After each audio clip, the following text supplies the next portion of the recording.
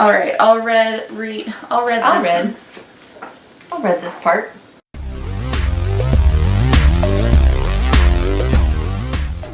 Hey, it's Megan. And Sue in the restricted section. And today we are going to do a Tome Topple wrap-up.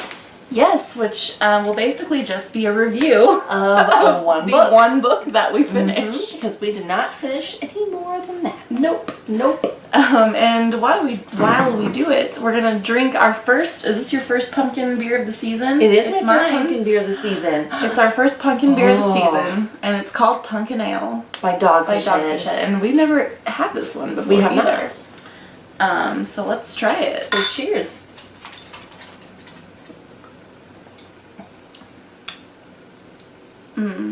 It's alright. It's not my favorite pumpkin beer. For sure. It's decent though. A little disappointed. I thought Dogfish Head would do better. Maybe it's better when it's like super cold. Yeah, it's not the coldest because we bought it hot. Yeah. Or room temperature.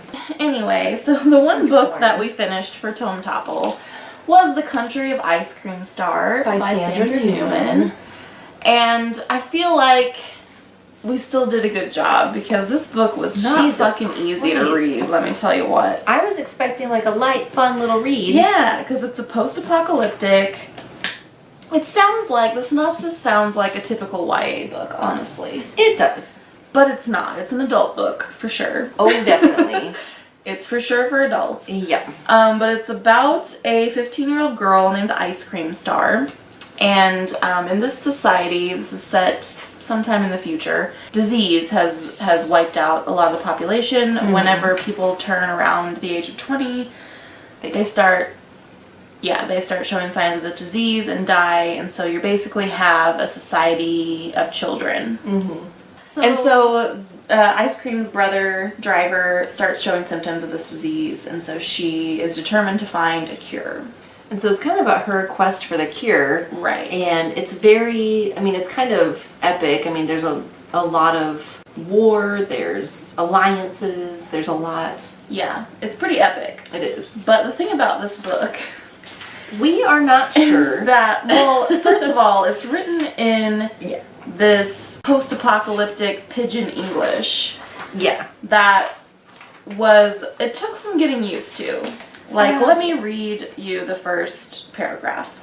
My name be Ice Cream 15 Star. My brother be Driver 18 Star. And my ghost brother, Mojok 5 Star, dead when I myself was only 6 years old.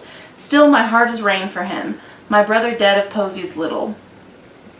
The whole 580-page book is written like that. It's all from Ice Cream's perspective, and it's all in that dialect. And it took me a good 60 or 70 pages to really get into it. Yeah. It took me probably a solid 100 pages to get used to the dialect. Yeah. I had a rough time with it. Yeah, so it's not an easy, quick read. It's a little rough. It's difficult. Yeah. It's difficult. And we're not sure if perhaps it might be racist. I mean, I guess it's up to each person to decide.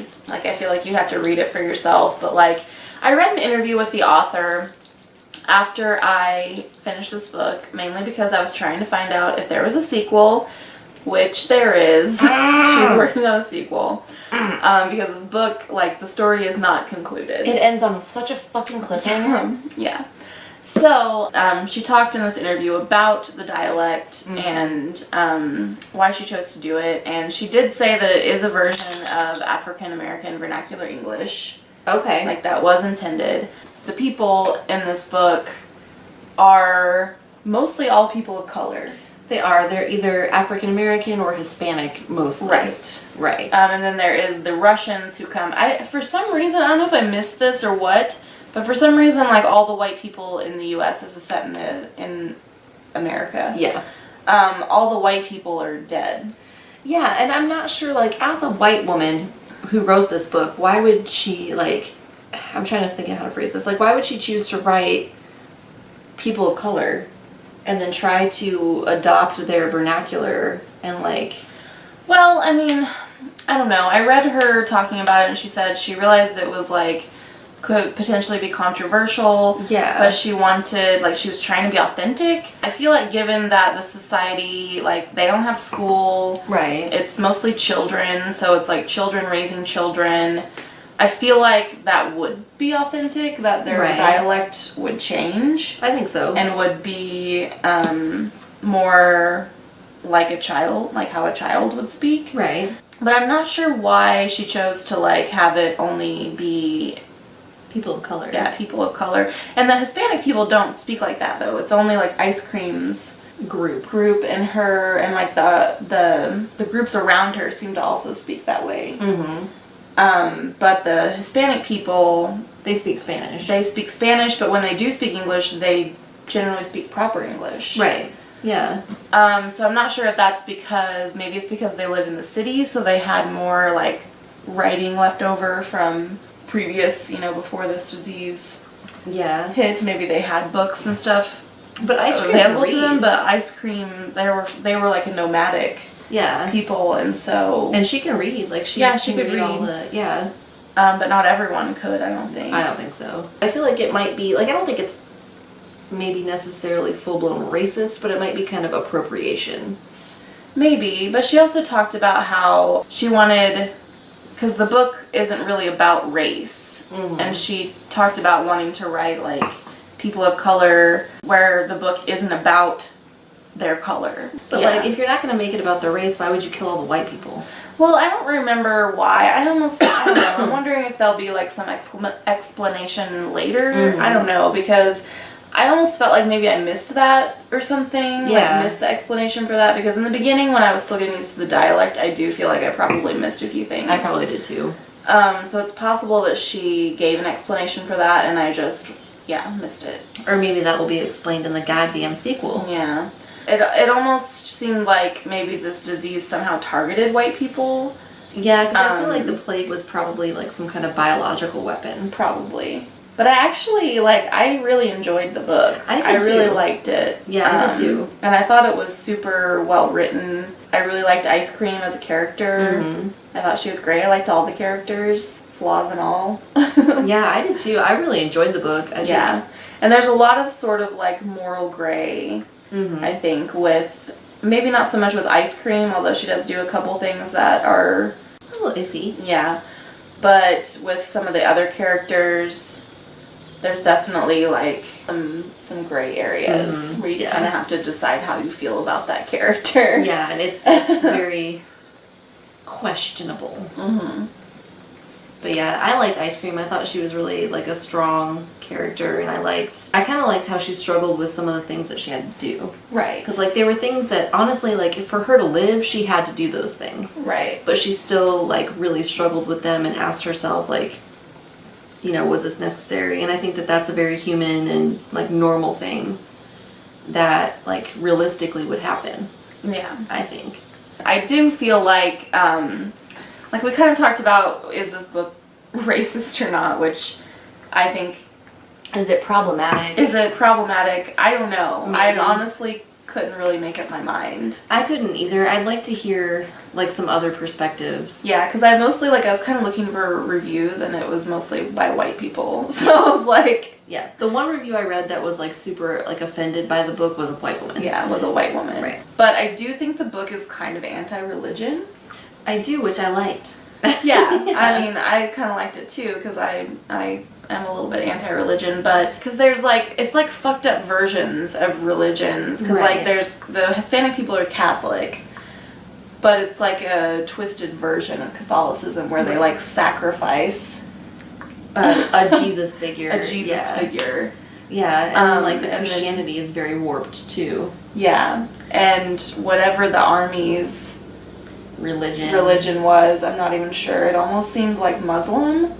Kind of, but then it also was like kind of like, I think they had multiple gods, because I think they had like a bird. They had more than one god, but then they had, their main god was Allah. So I do think it kind of warps these religions and makes them into something bad. Which I think makes sense, because, like, if you think about how a child would understand religion, they're going to take everything very literally, and they're not going to, really warp it into what adults try to twist it into to make sense in their minds. You know, like, well, let's leave out all the Old Testament and just focus on the New Testament. Right. Kids aren't going to do that. They're going to say, like, well, this is what it says. And so I think that the kids interpreted the very literal parts of those religions as being accurate, like actual, you know, fact. Another thing is I had a hard time through a lot of the book remembering that the characters were teenagers. Yeah. Because, I mean, obviously they have to be much more mature. Oh, yeah. Than, you know, a teenager would be in our society now. So I was picturing these, like, you know, generals right, as, you know, adult 50-year-old men when really they were like 19 15. Or 20. Yeah, like you know, kids. and so, and even Ice Cream, she's 15 in the book, and I had a hard, you know, I've kind of kept thinking of her like she was in her early 20s or something. Well, she's kind of a badass, yeah. Yeah, and I mean, she does kind of show immaturity at times as well. Does. So that's why I really liked her as a character too, is that she is really complex and she's like a real human. Yeah, she's like a real She's person. not like some perfect, you know. No, she's complicated and she, you know, interacts with the people around her in sometimes complicated ways. And and that's part of the thing that makes me feel like this book shouldn't be considered racist, maybe.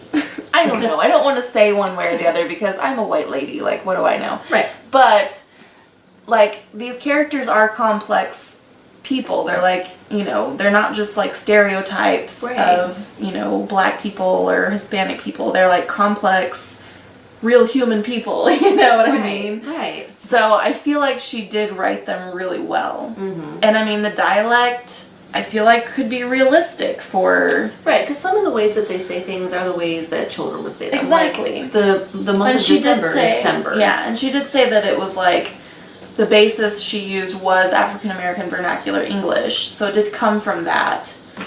But, I mean, that is a real thing that exists too, so like... Right. I just wonder, like, it's a thing that exists and it's not necessarily inherently racist to recognize it or to write it, but like as a white woman writing it, like I almost wonder, I mean, I guess there's no reason why she can't write it. Yeah. I don't know, I just kind of like... You think it's appropriation? Kind of. I kind of do. I guess I could see that, but I mean at the same time it's like if she wrote it without that then it wouldn't be authentic. That's true. And also like when I was reading it I really didn't think a whole lot about the characters' races. Because that's one thing that she did do, like she didn't bring up constantly that they were Hispanic or African American or whatever. But, I mean, so I didn't really think a whole lot about it. I just thought of them as, you know, Ice Cream Star. Right. Yeah. And I mean, I feel like the white people's races are brought up more because they're more rare to see a white person. And so it was like a big deal when they found this white guy who's a Rue. They call him Ruse. I'm not really sure where that comes from. Rue is Russian. Oh, okay.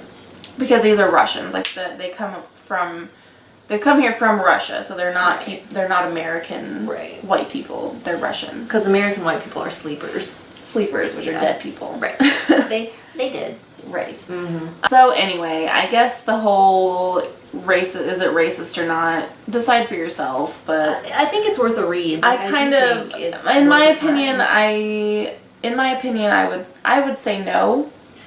Yep. But at the same time, I don't feel like I'm qualified to judge that. I would agree with that. Like, I don't think I'm necessarily qualified to judge it. I would say it's, in my personal opinion, I would say it's maybe not racist, but maybe appropriation. I don't know.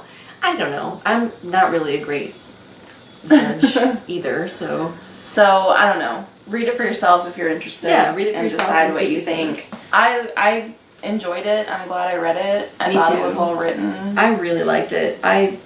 Like I said, it took me 100 pages to get into it. I'll definitely read the sequel whenever that comes out, which who fucking knows? I don't think she's even finished it. Because I'm really mad because, like, that's the thing. Like, if I am reading a book, I want to know for sure if there is a sequel or not, because I want to know before I start if I am committed now. I know. If I had known this was the first in the series, I honestly wouldn't have bought it. But the way it says that. And I know. And the way it ends, I almost, like, it could be an ending. But that's a stupid ending. It's a stupid ending. It's a dumbass ending if that's the ending. But she said she's working on a sequel, so bitch needs to hurry up. Because here's the thing, Sandra Newman. It took me 100 pages to get into your goddamn book because of the fucking dialect. and then you make me read like 580 pages of like some drama and some fucking crazy ass bullshit, and then I get to the end and it's like, whole cliffhanger ending, and by the way, there's a fucking sequel. Like, are you kidding me? So now I'm committed. Fucking Sandra Newman. I mean, she's a bitch.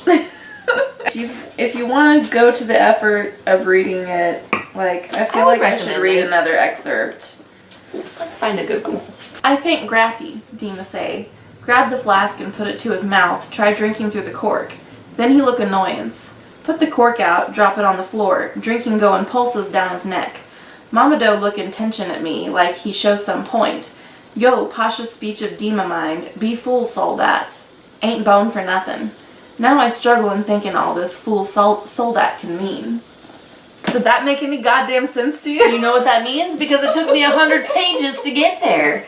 God damn. It takes some effort. It takes some effort. It but does. It's a good book. I liked it a lot. Like, I did enjoy it. It was a really good book. Yeah. So anyway, that's pretty much our review of The Country of Ice Cream Star / Tome Topple wrap up. This was our first Tome Topple ever. And honestly, I'm proud.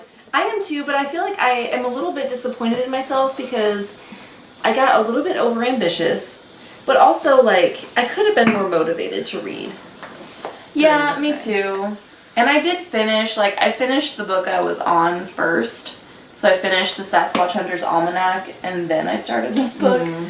But I finished it a couple days before the Tome Topple was over, but then I didn't bother starting another tome because I was like, ain't no way I'm going to finish it. And I had other things to read, so. Anyway, that was our Tome Topple wrap up. So this Punkin Ale, I mean, yeah, it's good. Right. It's good. But it's not my favorite pumpkin beer for sure. No, I think that O'Fallon one's my favorite one still.